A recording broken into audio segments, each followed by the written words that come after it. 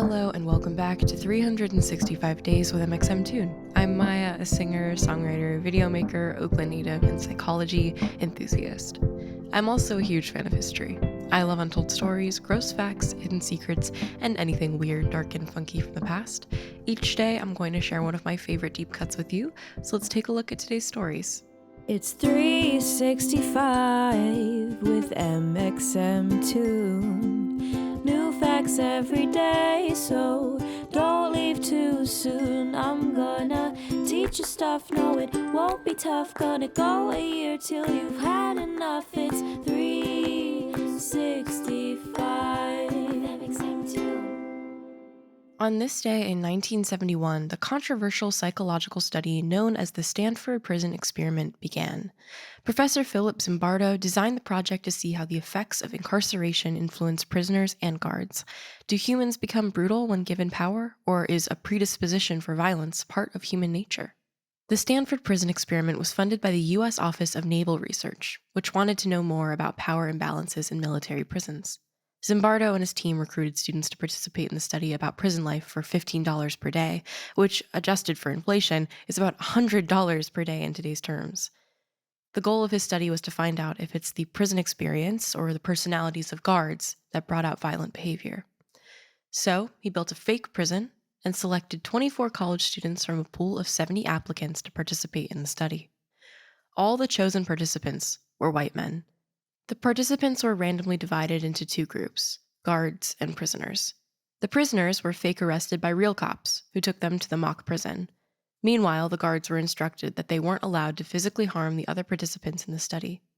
Anything else was fair game. Zimbardo told the guards, quote, "We're going to take away their individuality in various ways. In general, what all this leads to is a sense of powerlessness. That is, in this situation, we'll have all the power, and they'll have none." That's when everything started going downhill, like really downhill. Originally, they planned that the experiment would run between 7 and 14 days.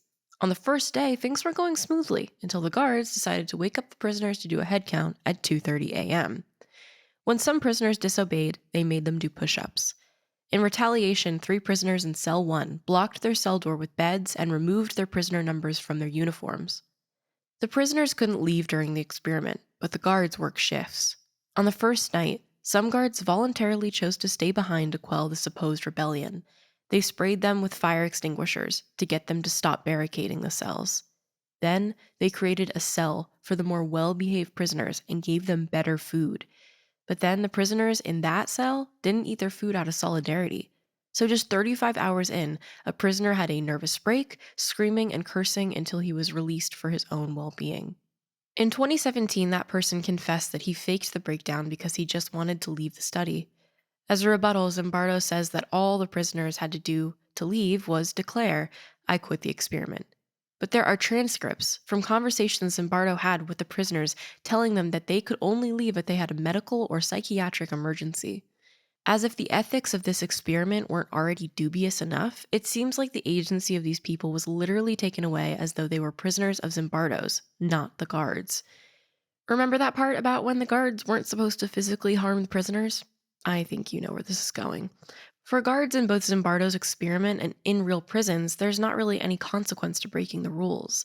Guards regulated where and when the prisoners could use the bathroom. At night, they could only use a bucket in their cell, and they punished the prisoners for refusing to remove the used buckets. Then, they took away certain inmates' mattresses, forcing them to sleep on the concrete. Some prisoners were forced to be naked, and others were punished with excessive mandated exercise. Things got pretty horrifying, pretty fast. Just 6 days into the experiment, Zimbardo cut it short.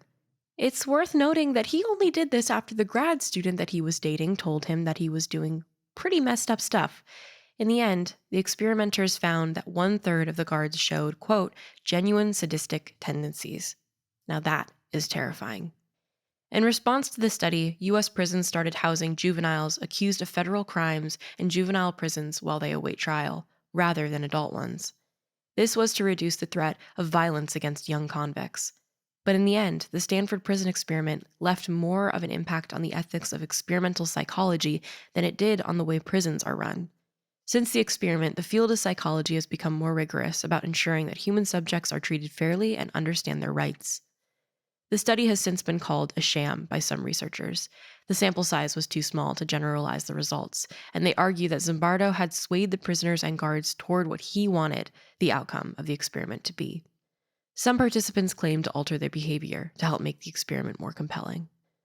Despite the faulty research methods, maybe one thing we can take away from the experiment is that when people are arbitrarily given power, they need to be checked before the power turns to abuse. In some ways, Zimbardo's experiment reminds us of a tamer way that an educator once tried to teach her students about prejudice. The day after Martin Luther King Jr.'s assassination, in 1968, an elementary school teacher named Jane Elliott divided her class based on their eye color, randomly decided that the brown-eyed students were better than the blue-eyed students. The goal of Elliott's experiment was to show how arbitrary our prejudices are. Why do we make different assumptions about people depending on their race, gender, sexuality, or ability? Elliott's exercise became famous and was the subject of a 1970 documentary called Eye of the Storm. Sure, it's a bit reductive. The roots of racism run far deeper than color and color alone. We need to learn about the impact of colonialism throughout history and how historical acts of violence, enslavement, and hate have influenced the racial prejudice that exists today. But for small children, maybe Elliott's exercise makes sense. You know what doesn't make sense? Putting research subjects in prison cells for 6 days. Now, let's talk about music. Today, in 2015, President Obama released his first presidential playlist on Spotify. Presidents, they're just like us. From that year onward, Obama published lists every so often of what music he's listening to, what books he's reading, TV and movies he's watching, and much more. This first playlist was divided into day and night. I mean, he's not wrong. You gotta have your summer party playlist and your lunchtime picnic playlist. On the day playlist, he included artists like Bob Dylan, Florence and the Machine, Coldplay, the Isley Brothers, and Aretha Franklin.